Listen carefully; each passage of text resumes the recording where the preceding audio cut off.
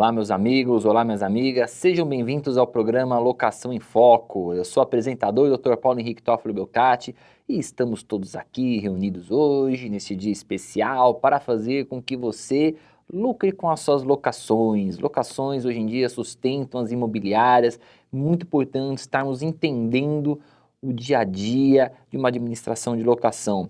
E hoje, um tema muito importante são as multas locatícias, as responsabilidades e deveres de locador e locatário.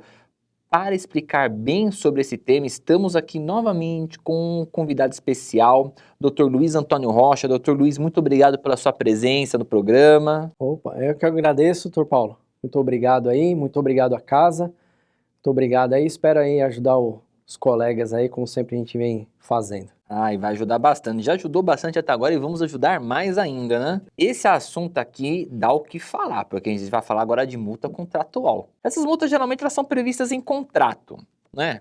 Primeiro ponto, mas também tem previsões legais na multa contratual.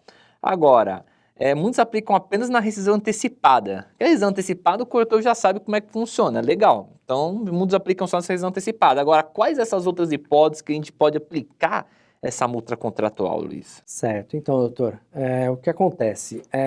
O contrato feito, né, pelas duas partes, o locador e locatário, ambas as partes têm direitos e têm deveres.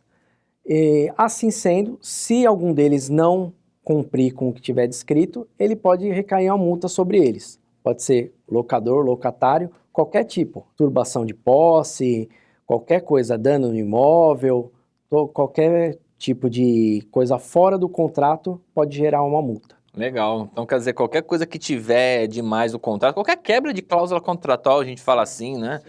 A parte tem uma obrigação que a gente coloca dentro do contrato, se quebrar, a gente pode dar multa. Posso dar multa também para o inquilino quando ele fica inadimplente do aluguel? Então, a multa essa já é estipulada, até a administradora já consta no boleto, né? Uma multa específica para Isso, aquilo, né? tem aquela multa sempre de praxe 10% e mais aqueles juros, né, de 1% ao mês, pro rata, inclusive. Certo. Então também é uma situação que eu posso estar fazendo um contrato e colocar uma multa específica para determinadas obrigações que forem inadimplidas, né?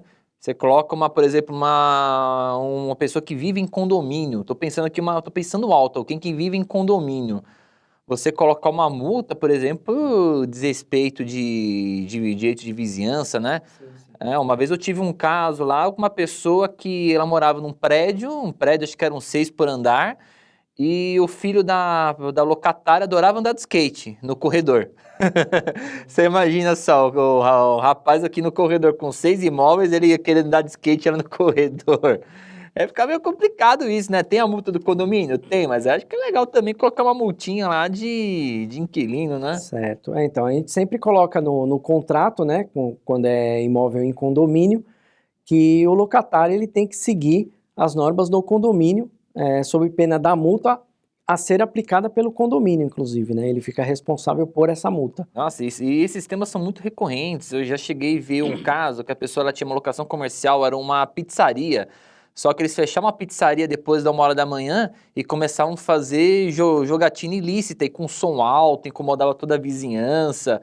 E eu lembro que os vizinhos, que também eram administrados pela mesma imobiliária, eles notificavam direto pedindo uma multa, pedindo alguma coisa.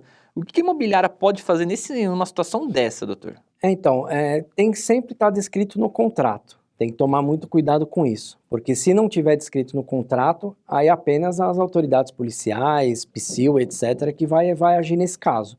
A gente tem que fazer sempre um contratinho bem amarrado, se a gente já sabe que o local é um local, que nem nesse caso de pizzaria. Você vê, é uma área provavelmente residencial. Isso. Aí você já coloca uma cláusula no contrato, olha, estou abrindo aqui para você fazer uma pizzaria e tal. Até qual horário que você vai trabalhar? Vou trabalhar até meia-noite. Olha, tem que respeitar o direito de vizinhança, etc. Tal. Coloca uma cláusula no contrato. É lógico, uma pizzaria vai ter o barulho usual deles, né, da atividade deles. Mas o que extrapolar isso, a gente pode estabelecer uma multa, alguma coisa, pode sim. Que o problema é que hoje em dia o inquilino, quando ele está no trâmite da locação, ele diz, eu estou pagando aluguel, faço o que eu bem entendo, ninguém manda Não aqui. pode, porque além do Assim, né? contrato, ele tem que ver essas leis estabelecidas até pelo Código Civil, que é fora da locação, mas tem o direito de vizinhança, que a gente já falou, etc. Ele tem que seguir isso daí. Não é só o simplesmente faço o que eu bem entendo porque eu estou pagando o aluguel, né? Fica uma coisa bem complicada nesse problema aqui. E agora você já pensa numa outra situação ainda, que geralmente tudo daquela entra muito no trâmite do direito de vizinhança, né? Agora você pensa, ele está fazendo uma obra na casa, tudo bem com a permissão do do locador, perfeito, mas a obra dele está causando problemas no imóvel do vizinho. E aí, como que se procede numa situação dessa? O vizinho notifica a imobiliária pode notificar, multar, o que você acha? Então, como eu disse, tem que tomar muito cuidado, porque ele já envolve o que a gente chama do direito de vizinhança. O contrato firmado é um contrato de locação, os direitos e deveres dentro da locação. Agora, se ele está fazendo algumas coisas que está prejudicando os vizinhos, que está, né, esses problemas, a gente pode notificar ele, dizer que os vizinhos estão reclamando, etc, etc. O máximo que a gente pode fazer. Agora, aplicar uma multa sem ter uma cláusula específica no contrato, aí já acho um pouco mais difícil. Porque ele vai falar, mas eu não tenho essa cláusula, você está me multando por quê? Ah, porque eu estou fazendo barulho e o vizinho está reclamando? Aí, vamos dizer, entre aspas, o problema é do vizinho. O vizinho que me notifique e entre com uma ação contra mim. Entendeu? Ele não pode misturar o contrato de locação com esse direito de vizinhança. Por isso que, dependendo dos casos, é bom colocar uma cláusula no contrato. O respeito do direito de vizinhança tem que existir para o inquilino, e infelizmente que a gente esbarra nessa situação sempre, né? É bem complicado. Acho que até legal, né, doutor Luiz, fazer uma cláusula contratual falando que ele tem que respeitar o direito de vizinhança. Direito de vizinhança sob pena é de uma multa, cláusula né? simples, de uma linha. Tem que respeitar o direito de vizinhança. Não pode fazer barulho de madrugada, não pode, dependendo da atividade, se for um local comercial, tem que, né, ver os horários, festa, essas coisas, tem que estabelecer. Em condomínio a coisa é mais fácil, né? Vamos dizer que é mais já tem a fácil, convenção, porque né? já tem a convenção de condomínio, tem os estatutos e tudo mais, e no próprio contrato já vai estar descrito que ele tem que, né, o locatário tem que sempre seguir isso daí. Bacana. Estamos aqui com algumas perguntas enviadas pela TV Cresce. A primeira pergunta aqui, ela é do senhor Leonardo Barros de Votuporanga. Senhor Leonardo, um abraço. O inquilino faz muito barulho na vizinhança. Posso multá-lo? É justamente o que nós estamos falando A gente agora, estava né? comentando agora. Em tese, a gente não pode multar, em tese. Porque o que eu entendo? O contrato de locação entre locador, locatário, administrado ou não por uma administradora, ele faz lei entre as partes. O que o locador tem que pedir para o locatário? Você tem que pagar o aluguel, você tem que conservar o imóvel e entre outros deveres aí que ele tem. E o locatário tem que morar sem ter turbação de posse, etc. Quer dizer, os direitos e deveres são bem específicos. Não diz nada, mas eu estou dando problema para a vizinhança. A vizinhança já é uma outra esfera. Aí entendo eu que se não tiver descrito no contrato, a gente não pode fazer nada. Entendi. Estabelecer multa nem nada. Agora, Pode notificar, Já logicamente. pensou se o contrato é verbal? Verbal, então, pior ainda, né? Você pega aqueles quarto-cozinha lá de 400, 500 reais, a maioria não tem nem contrato, a maioria é tudo contrato verbal. Isso aí é bem complicado. Direto colocado, direto com o proprietário. Gente, pelo amor de Deus, nunca façam locações direto com o proprietário, se eles não sabem que problema que isso vai dar, até porque a maioria dos contratos são ou é verbal, ou então o cara compra na padaria ou imprime do Google, não sabe nem o que está fazendo. Não sabe o que está assinando. Tem que ter um profissional por trás. Não quer colocar numa administradora? Procura um corretor. Procura um corretor da sua confiança, uma pessoa indicada por alguém e faça um contrato com um profissional para não te dar problema futuramente. Com certeza. Temos a segunda pergunta aqui da Mariana Barbosa de Ubatuba, São Paulo. Mariana, um abraço. Ela pergunta, podemos multar o proprietário de imóvel quando ele não conserta problemas estruturais? Isso daqui tem muito caso de rescisão contratual por conta disso, né? O que acontece... o locatário, aliás, notifica o proprietário, a administradora, dizendo que está com um problema no telhado, que a água está invadindo o imóvel, está dando infiltração, e o proprietário simplesmente dá de louco. Não, tá, vou mandar uma pessoa, não manda ninguém. Pode causar rescisão contratual e pode gerar uma multa sim. Mas espera só um pouquinho, você disse que com o proprietário, ele fala que ele vai mandar e não manda ninguém. E se o proprietário manda a pessoa? Aí ele não está descumprindo. Aí não, ele vai mandar uma pessoa lá, vai fazer os reparos, mas não funcionou, vai ter que mandar de novo até sanar aí o problema.